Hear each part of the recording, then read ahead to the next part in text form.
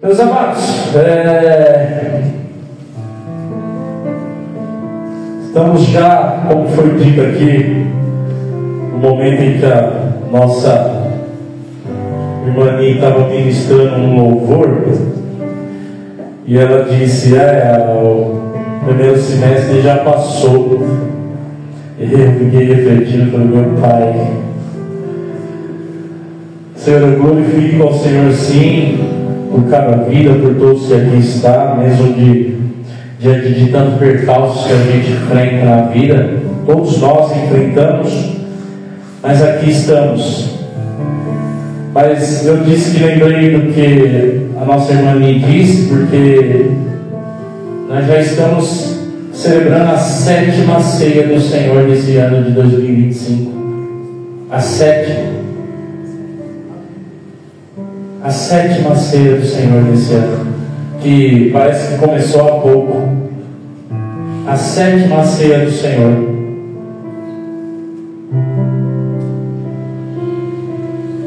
Aí eu te pergunto, amados, talvez você, eu nem pergunto, mas talvez você diga assim: pastor, são tantas situações na minha vida, tanta luta, tanta preocupação, tanta adversidade, tantas situações, tantas tarefas, tantas coisas que eu tenho que fazer, são tantas coisas que, pastor, eu vou dizer a verdade, eu nem percebi que nós já estamos na 7ª ceia desse ano de 2025. Nem percebi, nem vi chegar. Talvez você diga isso para mim: pastor, nem percebi, nem vi chegar, e nós já estamos no mês 7. Alguns, é até interessante ver que alguns cientistas chegam a dizer que o eixo da Terra, ele está rodando de tal maneira, está fazendo a Terra rodar mais rápido nos últimos 50 anos. Está fazendo a Terra rodar mais rápido, isso o tempo está passando rápido. Sério, alguns cientistas que têm dito. Tem feito a Terra, então parece essa sensação de o tempo está passando rápido. E obviamente que eu não concordo com os cientistas, mas eu concordo com Deus que está no controle de todas as coisas. Ele não perdeu o controle de nada. Uma coisa é certa, amados. Não sei se o que os cientistas dizem mas uma coisa é certa. O que é certo, pastor? O que está escrito no Salmo de número 90, no versículo 10, lá no finalzinho, vai dizer o quê? Que tudo passa rapidamente e nós voamos. Está escrito, isso é a certeza.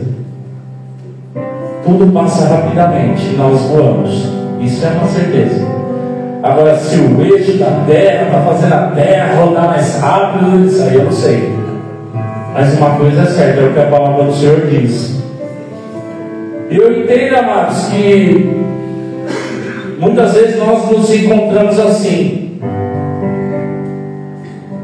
Só que Deus, eu estava lendo a palavra do Senhor, por isso eu disse: mas Senhor, eu queria pregar outras coisas ali. Aí o Senhor vem e me aperta ali, Senhor, vem.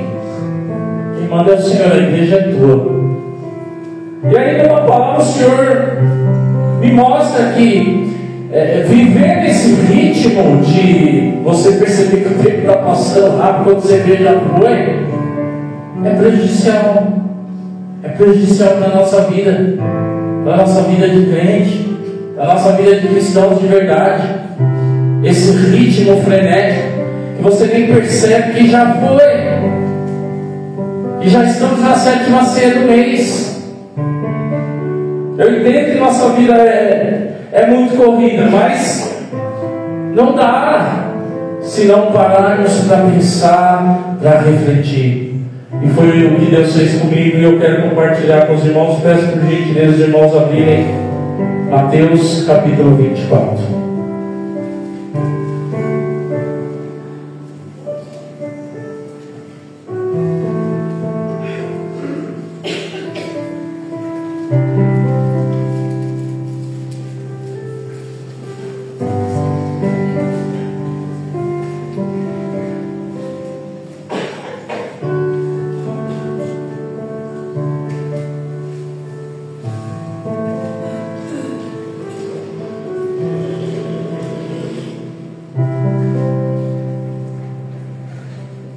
achar?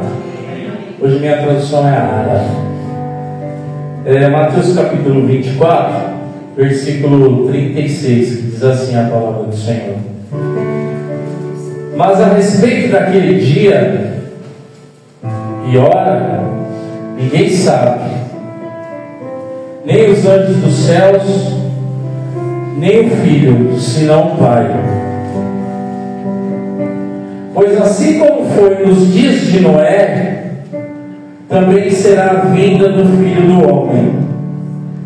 Porquanto, assim como nos dias anteriores ao dilúvio, comiam, bebiam, casavam e davam-se em casamento, até o dia em que Noé entrou na arca, e não perceberam, senão quando veio o dilúvio e os levou a todos, assim será também a vinda do Filho do Homem. Só até aqui, feche os nossos olhos, vamos orar, Pai, em nome do Senhor Jesus. Em primeiro lugar, agradecemos, Senhor, por estar ainda naquilo que o Senhor chama de o melhor lugar do mundo, que é a igreja do Senhor. Foi o Senhor que instituiu esse lugar aqui, foi o Senhor que instituiu, Senhor. As igrejas sérias e verdadeiras, elas foram instituídas pelo Senhor, e ali o Senhor determinou que o corpo se reúna, sendo o Senhor o cabeça desse corpo. Então, Pai, em nome de Jesus, ao estarmos reunidos aqui, Senhor, louvamos, adoramos, bendizemos. Meu Pai, nos molde através da Tua Palavra, nos molde através da Tua Palavra, por intermédio do Teu Espírito Santo, pegando cada semente lançada nos nossos corações, trabalhando no íntimo do nosso ser, porque é o Senhor que conhece, meu Pai, as nossas intenções, o Senhor conhece as motivações, o Senhor sabe, Pai. Então trabalha segundo a Tua vontade, em nome do Senhor Jesus. Amém. E graças a Deus. Palavra conhecida, amados. Não precisava nem eu ler todo ele, mas somente esse trecho que Deus mais martela ao meu coração nesses dias. Nós sabemos, em primeiro lugar, que essas palavras elas estão dentro de um sermão do Senhor Jesus Cristo. Um sermão chamado de sermão profético ou sermão escatológico, que ele proferiu no Monte das Oliveiras. Então você imagina Jesus dizendo essas palavras e do Monte das Oliveiras olhando para Jerusalém assim, olhando para Jerusalém e falando. E esses versículos que nós lemos aqui está dentro desse sermão. E nós sabemos que esse sermão ele revela coisas num futuro próximo para eles e num futuro distante. Um futuro próximo para eles e de um futuro distante também. Aí entra aquela questão, como se trata de escatologia, vem toda aquela discussão, porque cada um interpreta de um jeito, porque a visão escatológica de uma é uma, de outra é de outra, e interpreta e sai até briga por causa disso. Eu fico imaginando Deus olhando para os crentes na terra e vendo os crentes odiarem uns aos outros, porque tem visão teológica diferente. E quem é do mundo olhando os crentes se declarando, não sei se essa palavra, mas guerreando, o mundano olha assim e fala: esses aí são crentes. Vai chegar a odiar uns aos outros porque tem visão teológica diferente. Chega a odiar. Mas esse, infelizmente, se é que eu posso dizer, é um sermão que causa polêmica em muitas coisas. Mas nós vemos essa palavra aqui, amados. E depois de Jesus Cristo revelar todo o cenário de sinais, e a gente sabe que Jesus falou de sinais, falou de ficar atento por conta de falsos cristos que iam se levantar, de guerras, rumores de guerras, de perseguição, falou de muitas coisas. Muitas coisas. destruição do templo de Jerusalém, falou de muitas coisas. Depois de ele passar todo esse cenário de acontecimentos futuros, a partir do versículo 32 começa a chamar também a atenção, porque a partir do versículo 32 Jesus começa a exortar a vigilância. A vigilância.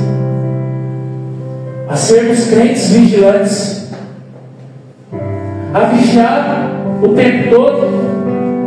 Jesus começa a trazer isso. Uma exortação à vigilância. Para que os discípulos não focassem nos sinais de tudo aquilo que ele vem dizendo, tudo aquilo que ele vem falando, para que eles não focassem nos sinais, naquelas situações que aconteceriam tanto ali que precederiam a destruição de Jerusalém no ano 70, como os sinais que revelam a volta do nosso Senhor e Salvador Jesus Cristo. Não é para focar nisso.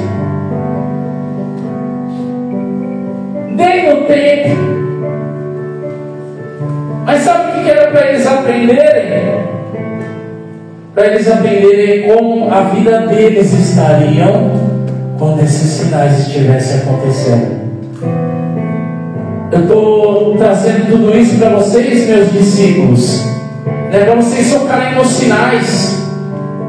Acontece alguma coisa, uma guerra em outro país, é um sinal. Acontece uma praga, quando vem a pandemia, é um sinal. Acontece outra coisa, é um sinal. Passa o tempo, todo mundo esquece. E o sinal que nós todos estávamos falando há um tempo atrás? Já não é mais? Não é para focar no sinal, é para cada um focar na sua própria vida. Porque quando ele voltar, aí acabou. Não é para focar nas suas próprias vidas. Por isso que Jesus, antes desse versículo, nós falamos do 32 depois, ele vai contar uma parábola da figueira. Ele conta uma parábola da figueira para ensinar os seus discípulos. Ensinar o que? Vocês não devem saber somente, vocês não podem saber somente discernir as coisas dessa terra. Vocês precisam aprender a discernir as coisas do céu também. Que as coisas da terra a gente sabe discernir. É isso que Jesus estava falando quando disse aqui para eles, versículo 32. Aprendei, pois, a parábola da figueira. Quando já os seus ramos se renovam e as folhas brotam, sabeis que está próximo o verão. Dizendo para eles, vocês olham para uma figueira e vê ali, está chegando o verão, hein? Vocês sabem discernir isso. Não é igual a gente. Nós não somos assim. Ver a nuvem cinza, opa, vai chover e vai dar um pé d'água, hein? A gente não fala assim. Nossa, vai cair um pé d'água. A gente sabe discernir isso. Mas a gente não consegue discernir as coisas do céu. O que está acontecendo à nossa volta. E Jesus está falando isso. Ele disse no 33, assim também vós, quando vides todas essas coisas, sabeis que está próximo as portas. Quando vides todas essas coisas, esses sinais que ele já tinha dito. Mas para ver os sinais, tem que estar discernindo, tem que ter esse discernimento, para você perceber o que está acontecendo ao redor. Para perceber o que está acontecendo ao redor. Aí o Senhor me falava no coração, ele disse: quando nós não estamos atentos a tudo aquilo que acontece ao nosso redor, nós perdemos o senso de vigilância constante. Perdemos o senso de vigilância constante. E ele vem falando de vigilância. Vigilância não é apenas uma necessidade futura, mas ela é uma realidade presente. Eu não tenho que ser vigilante lá na frente, eu tenho que ser vigilante agora. Vigilância em atos, em atitudes, principalmente hoje, que nós estamos sendo, eu sempre falo que nós estamos sendo observados em todos os lugares, em tudo que fazemos, em tudo que postamos, em tudo que falamos, em tudo que escrevemos, em tudo nós estamos sendo observados. Vigiar cada atitude, vigiar cada escolha, vigiar cada decisão, vigiar todas as coisas.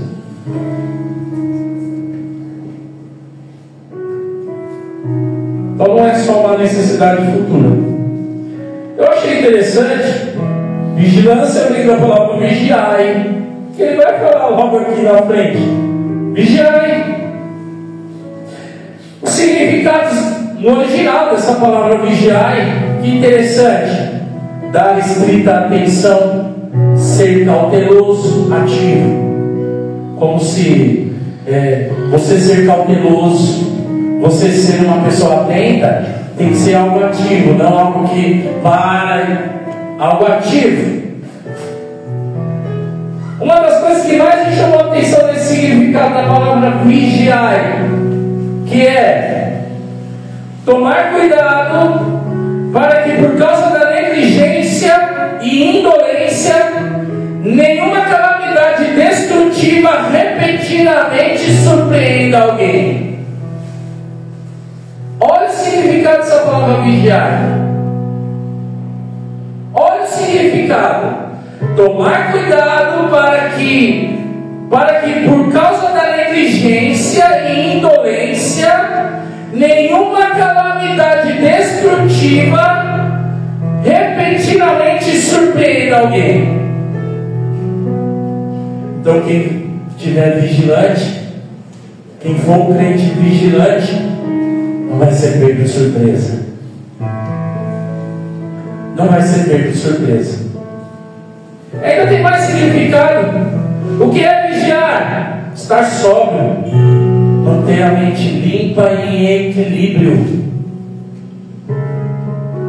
Manter a mente limpa e em equilíbrio. Sóbrio, manter a mente limpa e em equilíbrio, mesmo que seja em dias de fúria. Quer vigiar? É você não perder de vista a vida de Cristo, mesmo que estejamos passando por tempos difíceis.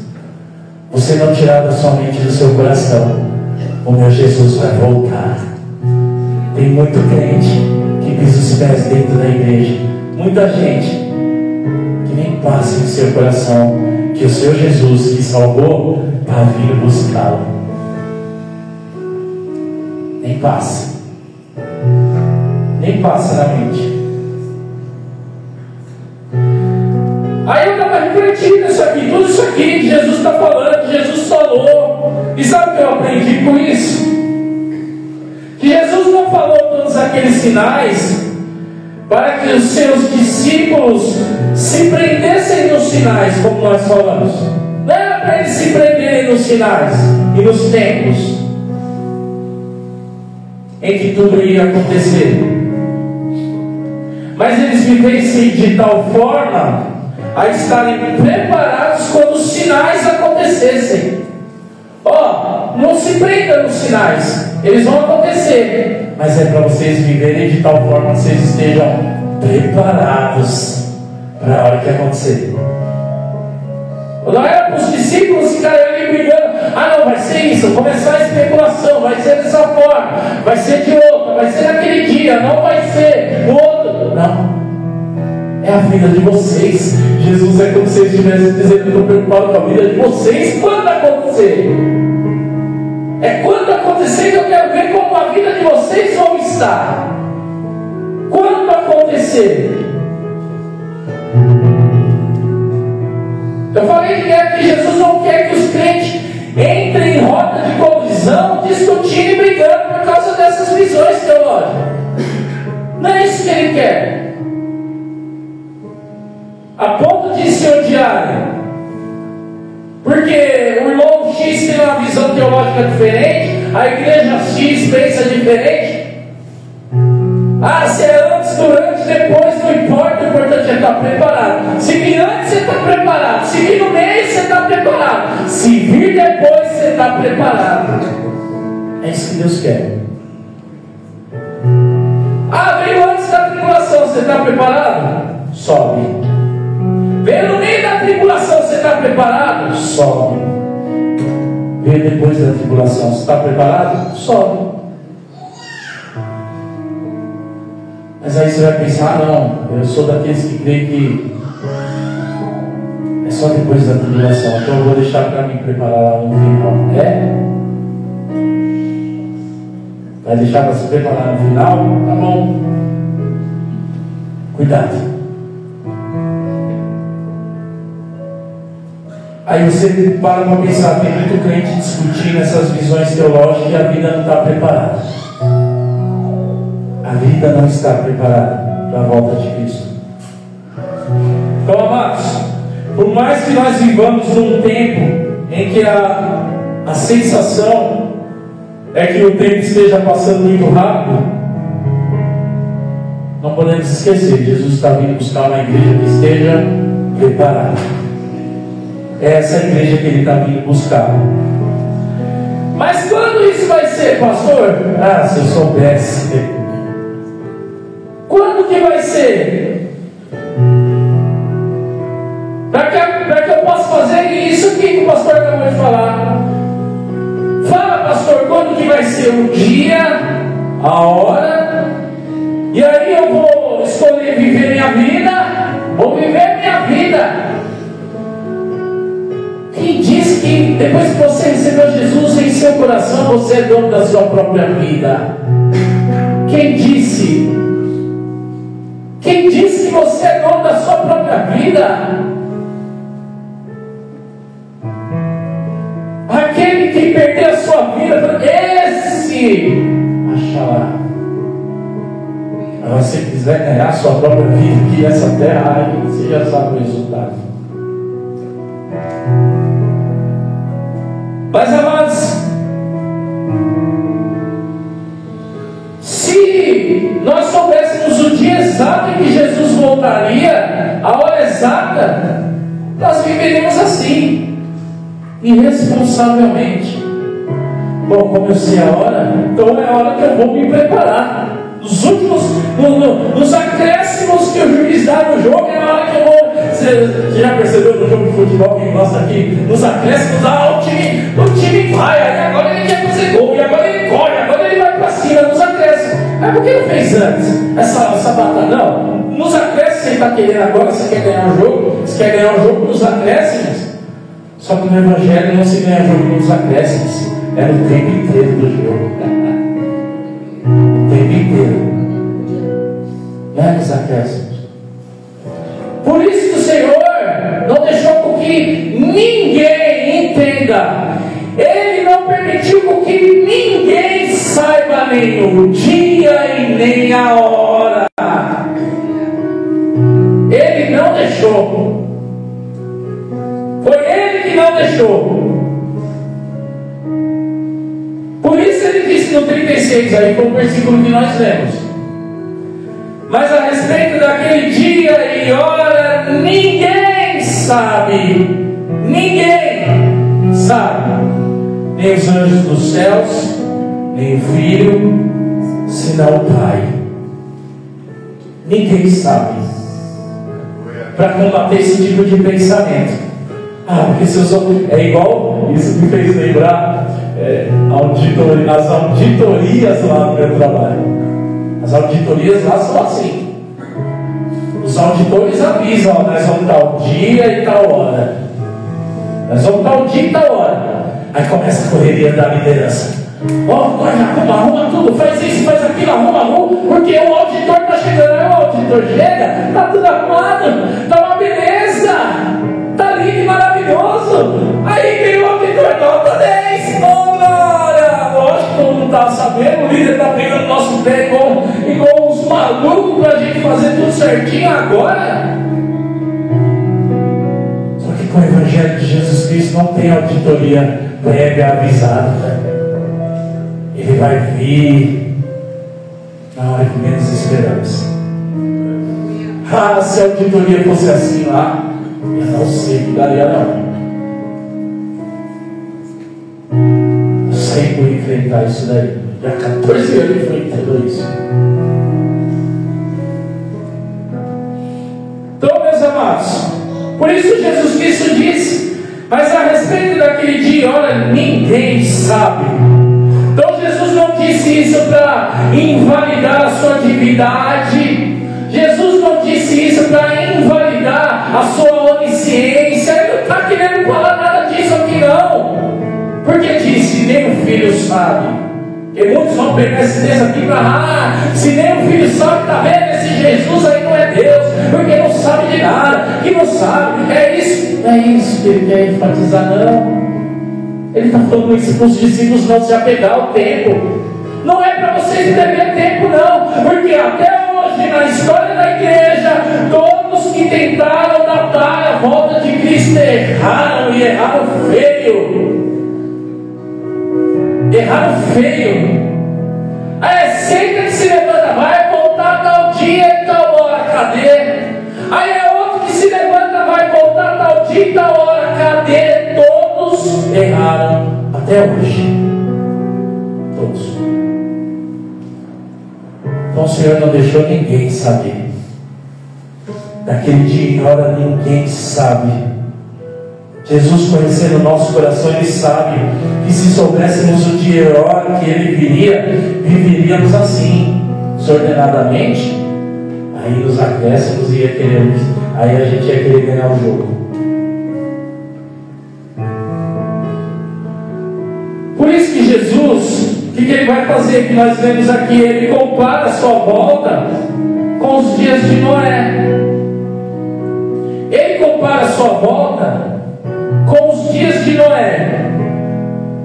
Sabe por quê? Porque o dilúvio não tinha data para acontecer, nem data e nem hora. Ó, vai acontecer desse jeito o dilúvio, nesse dia, não é nessa hora, anota e marca aí. Não tinha data e nem hora para acontecer o dilúvio. Deus não revelou o momento que enviaria o dilúvio, mas o dilúvio veio. Entenda, o dilúvio veio. Não tinha hora e não tinha data, mas o dilúvio veio. Se Jesus disse que viria, não tem hora e não tem data, mas Ele virá buscar a sua igreja. Quem acredita nisso em nome de Jesus? Quem crê que Jesus Cristo está vindo buscar a sua igreja, a igreja verdadeira? Ainda existem os crentes que acreditam na volta de Jesus.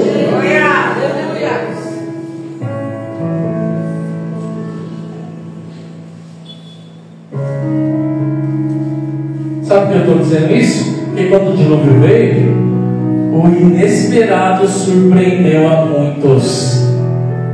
Ó, o inesperado surpreendeu a muitos.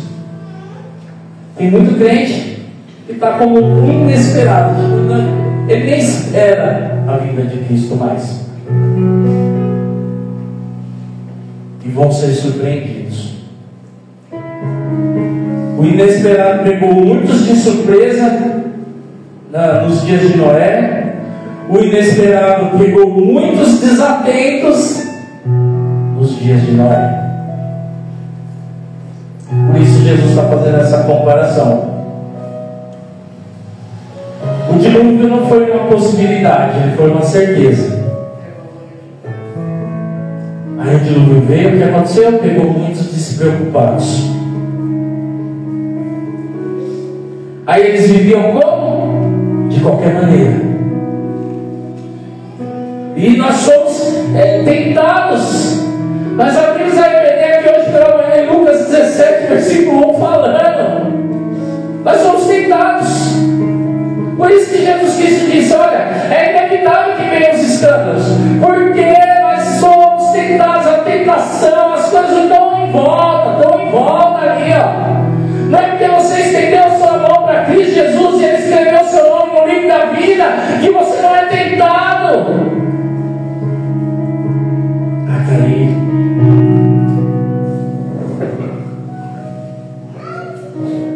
Mas eles aqui viviam de qualquer maneira. Por isso que o Senhor Jesus ele disse assim: Ele fez essa comparação. Pois assim como nos dias de Noé, e os dias de Noé ele é característico, né? Ele é característico.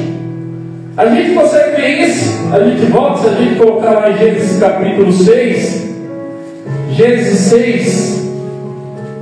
Se a gente abre Gênesis capítulo 6, você observa que ele é característico. Versículo 5: viu o Senhor que a maldade do homem se havia multiplicado na terra, e que era continuamente mal todo o desígnio do seu coração. Os dias de Noé. Aí eu te pergunto, como é que está a maldade hoje? Eu falo na sociedade, na humanidade, para nem mencionar a maldade no meio daqueles que se dizem crentes, para nem mencionar. Porque, pastor, não é possível que existe crente maldoso. Como eu gostaria. Como eu gostaria. Maldoso. Mal mesmo. Mas eu não sei se isso eu posso chamar de regenerado. E quando Jesus vem de verdade, ele entra e ele transforma. Dá uma prova, pastor Paulo, ele era mal? Era mal! Mas quando Jesus realmente entrou naquele coração, meu irmão, ele começou a limpar a casa. Quando Jesus ele entra na sua vida e no seu coração, ele começa a limpar a casa. Ele começa um processo de limpeza. Ele começa, porque é assim que ele faz. É assim que ele faz. Ele começa a limpar. Mas nos dias de Noé estavam entregues à maldade. E era uma maldade constante que não parava. Sabe quando você fica assim, você fala assim, meu Deus, eu consigo parar de pensar, você fica até tentando, não para de pensar, cabeça. Não para de pensar nas coisas assim, falando, eu acho que eu devo ter algum problema no médico, então não para de pensar, a mente não para. Agora pense naquele povo num tempo do que passar na mente deles é só maldade o tempo todo. Maldade mais maldade. Assim eram os dias de Noé. Só que aí Jesus ele deu mais características desses dias de Noé, que foi o versículo que nós lemos. Jesus dando mais características de convívio nos dias de Noé. O versículo 38: porquanto assim como nos dias anteriores ao dilúvio,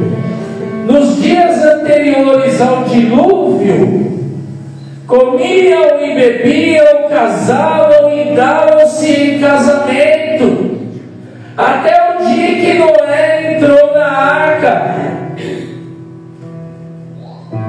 O foco não está em comer, nem no beber, porque o Senhor sabe que isso é natural do ser humano, comer e beber. Faz parte do corpo se sustentar, o corpo está de pé. O foco não está em comer e no beber, casar e dar-se em casamento. O foco não está em casar e dar-se em casamento, porque o Senhor sabe o quão o casamento é importante. O quão o casamento é importante para se constituir família, para procriar. Cuidado, não vai procriar, não tem. É para procriar. Nós queremos encher essa igreja de criança de novo. Vamos, depois de casamento. Tomados. A importância na cultura judaica, o casamento era extremamente importante. Extremamente importante. O Jesus está falando contra o casamento. O que Jesus está falando aqui é que eles tinham um foco diferente nesses dias que antecederam o dilúvio. O foco deles era diferente, a vida deles era diferente. A vida é só isso. A vida é só isso. É os prazeres dessa terra, é minha família aqui nessa terra.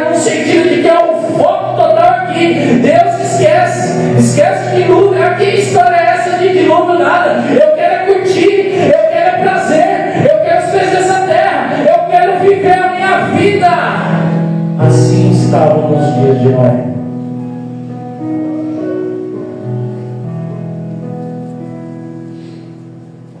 Mesmo com o dilúvio às portas, o povo continuava ocupado com as suas conveniências, com seus prazeres. Assim estava nos dias de Noé. Como estamos vivendo hoje, amados? Como estamos vivendo hoje? Olha como era nos dias de Noé. Sabe como o povo vivia nos dias de Noé? Como se nada fosse acontecer. Não vai acontecer nada. O dilúvio está às portas, mas como eles viviam? Como se nada fosse acontecer, como se não fosse haver mudanças, como se nada fosse. E aí você olha para a nossa realidade. Será que hoje muitos não vivem dessa forma, como se nada fosse acontecer? Vou viver uma vida aí, como se nada fosse acontecer. A igreja não pode estar despreparada. A igreja não pode estar desatenta. A igreja não pode estar espiritualmente insensível como aquele povo estava. Entenda, espiritualmente insensível como viviam nesse tempo. Senão, se estivermos assim, sabe o que vai acontecer? O que aconteceu aqui no versículo 39 que nós lemos, e não perceberam. E não o perceberam. Senão quando veio o dilúvio e os levou a todos, assim será também a vinda do Filho do Homem. Foi aqui que Deus mais me martelou. E não o perceberam. Será que Jesus vai voltar e nós não vamos perceber?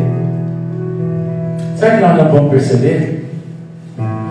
Voltou aonde está? Onde está? Não, todo olho verá. Todo olho verá. Assim como do Ocidente até o Oriente, todo olho verá. Será que nós vamos perceber? E entenda uma coisa: Jesus, ele não poupará uma igreja desatenta. Entenda isso. Não cai naquela ideia só de eu vou me escorar nessa ideia só de já estou aqui, já era. Jesus não poupará uma igreja desatenta. Como você prova isso? Eu achei interessante Pedro escrevendo na sua segunda epístola, ele dizendo assim, em 2 Pedro, no capítulo 2, versículo 4 e 5, ele dizendo assim: ora, se Deus não poupou anjos quando pecaram, antes, precipitando-os no inferno, os entregou a abismo de trevas, reservando-os para juízo, e não poupou o mundo antigo. Aí você para aí. Se Deus não poupou nem os anjos, que está acima de nós, seres humanos, você acha que Ele vai poupar nós se não nos atentarmos, se não estivermos preparados? Se não estivermos preparados como igreja, Ele vai nos poupar? Ele não poupou nem os anjos, nem o mundo antigo. Mas Ele é fiel. Ele é fiel para fazer o quê? O que Ele fez? Mas aí ele diz assim, mas preservou a Noé, pregador da justiça, e mais 7 pessoas quando fez vir o dilúvio sobre o mundo dos ímpios. Essa palavra é fiel e eu creio nela. A igreja atenta e preparada, Ele vai preservar, Ele vai cuidar. Essa Ele vai cuidar. Quando Ele voltar, Ele vai dizer: está preparado, velho. Você estava me esperando, meu filho. Você estava me esperando, minha filha. Você, quando entendeu através das Escrituras e pelo poder do Espírito Santo, você começou a fazer uma reflexão sobre a sua própria vida e falou: olha, esse caminho que eu estava andando, eu posso andar mais por ele, porque quando meu Salvador voltar, ele não quer me ver nesse caminho, ele quer nesse daqui, ó. E você começou a moldar sua vida na vontade de Deus.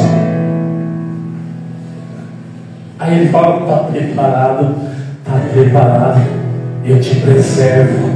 Ei, Deus está falando com a sua igreja: eu vou preservar aqueles que estiverem atentos e preparados. Deus está dizendo através da sua palavra: eu vou preservar aqueles que estiverem preparados e atentos e vigilantes. Aqueles que estiverem. Por isso ele disse: e não perceberam, senão quando veio o dilúvio e os levou a todos. Assim será também a vida do Filho do Homem. Sabe qual que é uma das características também dos dias de Noé? Algo chamado indiferença. Assim eles estavam. O dilúvio está às portas. O que o povo está? Indiferente. Esse espírito de indiferença tem tomado os corações. Foi isso que Deus mais martelou meu coração. Não perceberam, porque estavam indiferentes. E muito crente indiferente não vai perceber Jesus voltar. Não vai perceber. Esse sentimento de indiferença está tomando conta de corações e mentes. E você percebe essa indiferença. Tanto faz estar na igreja ou não, tanto faz participar de oração ou não, tanto faz participar de estudo ou não, tanto faz se eu leio a palavra ou não, tanto faz se eu tenho meu secreto com Deus ou não, tanto faz. Indiferença.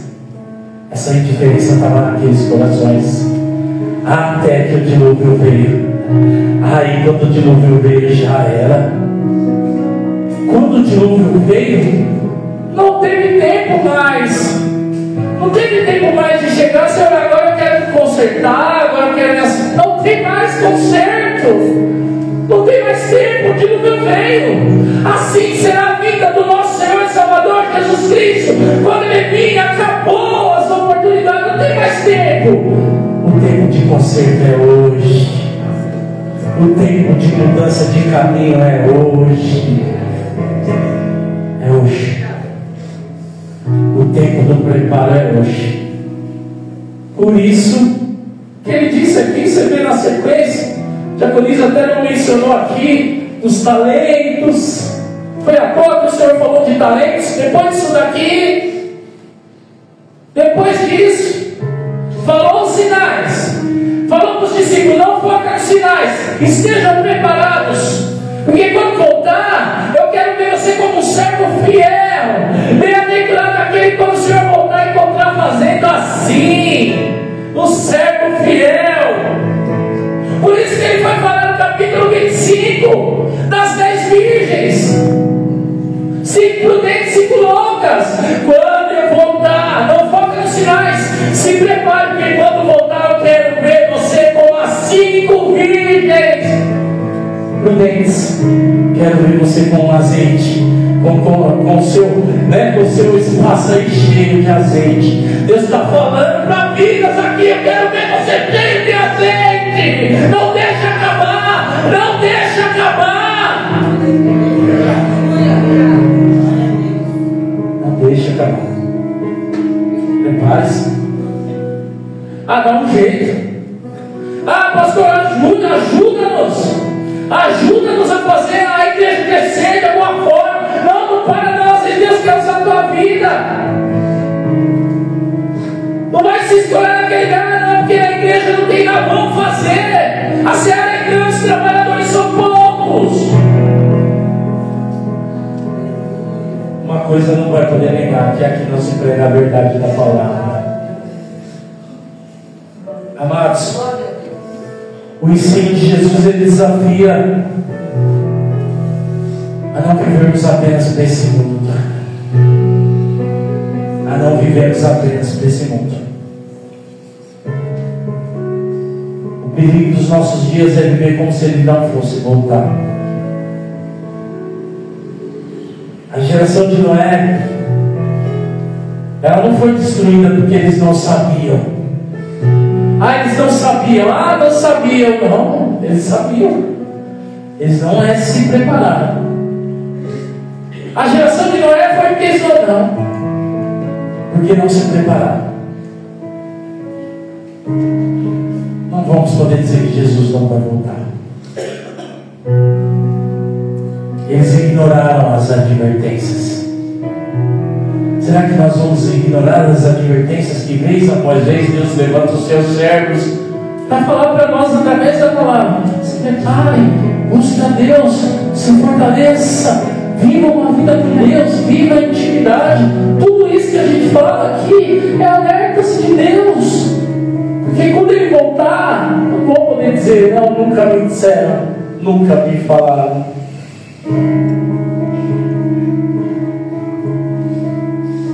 Essa é a nossa reflexão. Os irmãos se coloquem de pé. É noite de ceia do Senhor.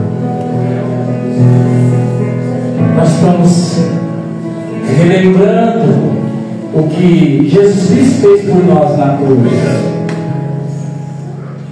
E trazer à memória isso é também trazer à memória, nós estamos nos preparando para a volta do nosso Salvador. É um preparatório. Senhor, eu decido sim começar uma vida de vigilância nas minhas atitudes e ações, nas minhas escolhas, que eu quero que o Senhor me encontre preparado.